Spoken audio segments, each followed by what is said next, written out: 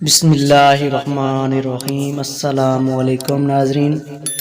بابا فرید ایک دن کریمل کے درخت کے نیچے لوگوں کو نصیحت فرما رہے تھے کہ ایک ہندو عورت سر پر دودھ کا برتن رکھے وہاں سے گزری۔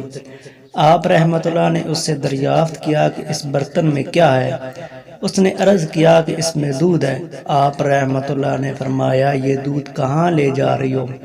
اس نے عرض کیا، فلاں ہندو جوگی کے لیے، اور اگر ہم اسے دودھ نہ دیں تو وہ ہم پر ظلم کرتا ہے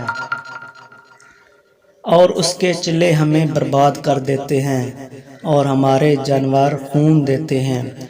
آپ رحمت اللہ نے فرمایا، تم یہ دودھ جہاں موجود لوگوں میں تقسیم کر دو، وہ ہندو جوگی اور اس کے چیلے تمہیں کچھ نقصان نہ پہنچا سکیں گے۔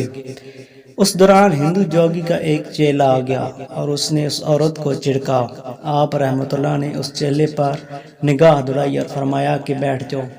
وہ چیلا وہیں بیٹھ گیا اور یوں اس ہندو جوگی کے تمام چیلے ایک ایک کر کے آتے رہے اور وہیں پر بیٹھ جاتے رہے۔ پھر ہندو جوگی خود غصے میں آیا اور اپنے چیلوں کو ساتھ لے جانا چاہا، مگر چیلے وہاں سے جانے کو تیار نہ ہوئے۔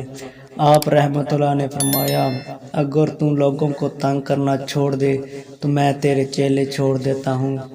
اس جوگی نے آپ رحمت اللہ کی بات مان لی اور یوں پاک پتن کے لوگ اس ہندو جوگی کے شر سے مامون ہو گئے۔